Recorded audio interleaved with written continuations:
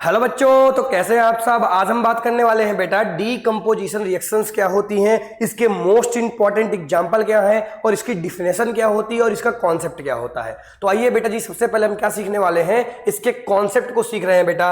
ये concept booster series है class 10th के लिए, जिसमें हम कंप्लीट कॉन्सेप्ट को कवर करने वाले हैं। तो बेटा होता क्या है, जब हम बात करते हैं डीकंपोजिशन रिएक्शन की, किसकी बेटा, डीकंपोजिशन रिएक्शन की, तो हमें एक चीज पता होना चाहिए कि इसमें बेटा, जैसा कि आपको पता है कि जो कोई भी रिएक्शन होगी वो रिएक्टेंट और प्रोडक्ट से मिलकर बनी होती है। रिएक्टेंट प्रोडक्ट को बनाते हैं। तो बेटा इसकी पहचान क्या है, इसकी आइडेंटिफिकेशन क्या है कि बेटा इसमें जो रिएक्टेंट रहता है ना, रिएक्टेंट ओनली वन रहेगा बेटा, ओनली वन रिएक्टेंट बेटा होगा, केवल और केवल एक रिएक्टेंट होगा। लेकिन बेटा प्रोडक्ट जो बनेंगे वो एक से ज्यादा बनेंगे, यानी प्रोडक्ट बेटा मोर बनेंगे।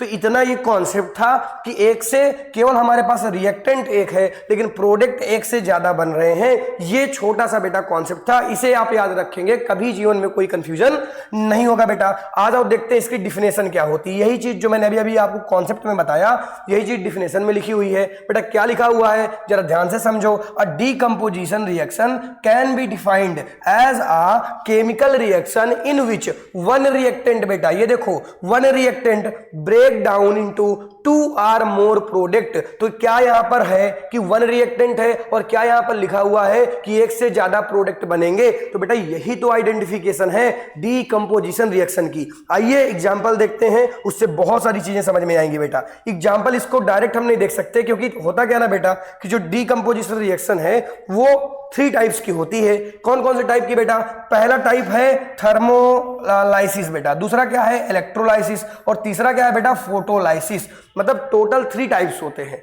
कौन कौन सा बेटा, थर्मोलाइसिस, इलेक्ट्रोलाइसिस और फोटोलाइसिस। बेटा थर्मोलाइसिस का मतलब ये है कि जब रिएक्टेंट ब्रेक डाउन होगा तो यहां पर हम थर्मल हीट दे रहे होंगे, क्योंकि बेटा डीकंपोजिशन रिएक्शन जो होती है ना, इनको बेटा नीड पड़ती है किसकी, इनको नीड पड़ती है बेटा हीट की। बिना हीट के ये ब्रेक डाउन नहीं होंगे बेटा। अब ये हीट कहां से आ रही है, उसके अकॉर्डिंग हमने 3 टाइप बना दिए, थर्मोलाइसिस, इलेक्ट्रोलाइसिस, फोटोलाइसिस। थर्मो का मतलब ये है नॉर्मल हीट देना, इलेक्ट्रो का मतलब ये है इलेक्ट्रिक हीट देना, फोटोलाइसिस का मतलब यह है बेटा कि सनलाइट का यूज करना, यानी हम सनलाइट के जरिए क्या दे रहे हैं बेटा, हीट को दे रहे हैं। आइए इनके एग्जांपल देखते हैं और चीजों को समझते हैं। किसी भी बच्चे को अगर इस वीडियो को डिटेल में देखना है, उसके कॉन्सेप्ट अच्छे नहीं है और वो रिवाइज नहीं कर पा रहा है बेटा, तो डिटेल में वीडियो किसी भी टॉपिक का अवेलेबल है, पूरा का पूरा कोर्स पढ़ाया गया है। वो पेड कोर्स था, उसको फ्री में कर दिया गया है बेटा।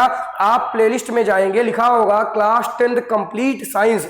जो भी टॉपिक में आपको डाउट हो, पूरा का पूरा डिटेल्ड वीडियो देखिए बेटा, क्लासरूम का वीडियो देखिए, सिंगल डाउट नहीं बचेगा। यहां तो हम रिवाइज कर रहे हैं। आ जाओ बेटा देखते हैं, आ जाओ देखते हैं पहले एग्जांपल को। पहला एग्जांपल क्या है, कैल्शियम कार्बोनेट का बेटा थर्मोलाइसिस हो रहा है। मतलब यहां पर जो ब्रेक डाउन हो रहा होगा वो थर्मल हीट के जरिए हो रहा होगा। अब बेटा समझना इस चीज को, जितने एग्जांपल मैं लेकर आया हूं most of the important example है बेटा, इससे ज्यादा इंपॉर्टेंट आपको एग्जांपल कहीं नहीं मिलेंगे। ये आपके एग्जामों में पूछे जाएंगे, इसीलिए अच्छी तरीके से चीजों को समझिएगा बेटा। यहां पर होता क्या है, कैल्शियम कार्बोनेट है। सर कैल्शियम कार्बोनेट का फार्मूला नहीं आता बेटा, होता है CaCO3। कैल्शियम कार्बोनेट का फार्मूला होता है CaCO3। जब इसमें हम क्या दे देते हैं बेटा, जब इसमें हम थर्मल हीट दे देते हैं तो ये कैल्शियम ऑक्साइड, बेटा नाम लिख लेना, इसको हम कैल्शियम ऑक्साइड बोलते हैं, और ये कार्बन डाइऑक्साइड में ब्रेक डाउन हो जाता है। बेटा याद रखना पड़ेगा, कई बार लिखना पड़ेगा, समझना पड़ेगा, तभी याद आएंगी बेटा चीजें।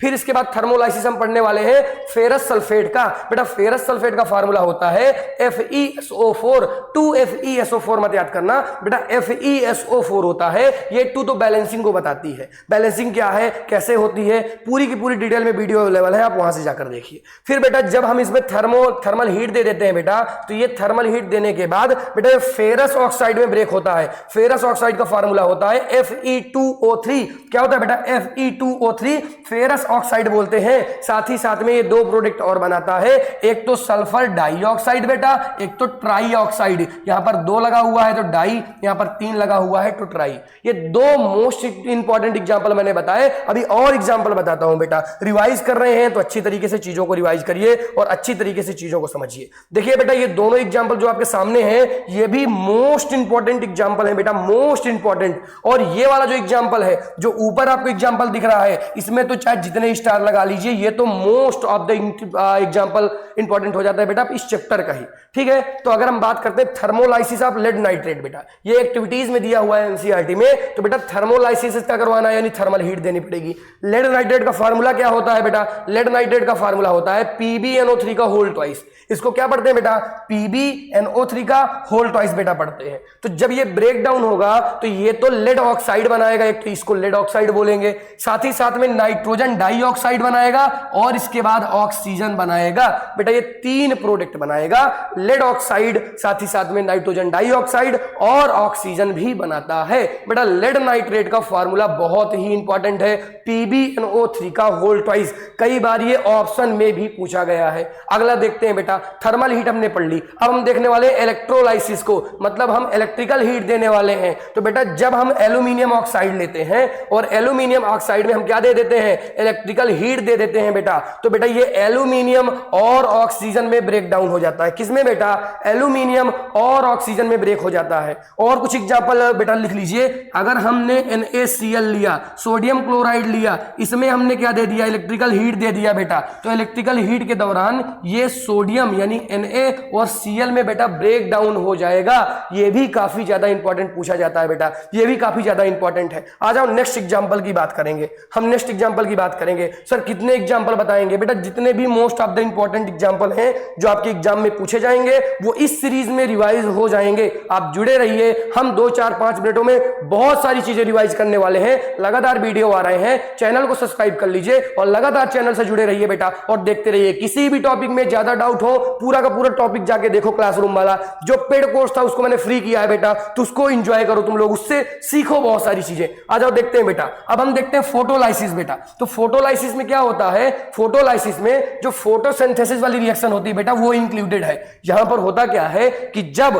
कार्बन डाइऑक्साइड और वाटर बेटा मिलते हैं और इसको सनलाइट दे दो, इसको बेटा क्या दे दो? इसको सनलाइट दे दो, तो ग्लूकोज बनेगा C6H12O6, साथ ही साथ में बेटा ऑक्सीजन बनेगी।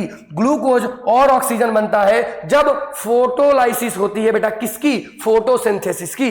फोटोसिंथेसिस कौन सी प्रोसेस है बेटा? फोटोलाइसिस की प्रोसेस है और फोटोलाइसिस वाली रिएक्शन फोटोसिंथेसिस में होती है। आई होप जितने एग्जांपल मैंने बताए सभी एग्जांपल समझ में आए होंगे। जिन बच्चों ने पहले से मुझसे पढ़ रखा है कोर्स को बेटा उनको अच्छी तरीके से चीजें रिवाइज होंगी।